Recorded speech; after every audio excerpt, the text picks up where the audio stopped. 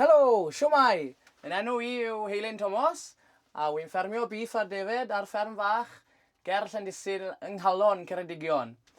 Hoffwn i cael y siawns i fynd ar Fferm Ffactor achos, wel, un peth fydd yn challenge a bydd e'n rhywbeth newydd i wneud, ac hefyd fydd y pick-up yn eitha neis ar y diwedd.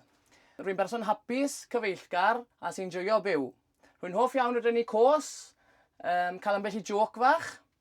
Hefyd, rwy'n aelod gweithgar a chyn gadeirydd ar Clwb Ffermifeng Llawenog. Woo!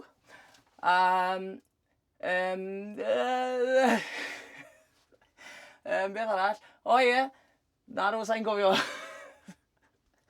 Un peth pwysig ddysges i pan o'n i'n blentyn, a hynny oedd plis a diolch. Felly, plis pleidleisiwch amdanau, a diolch os newch chi. Diolch!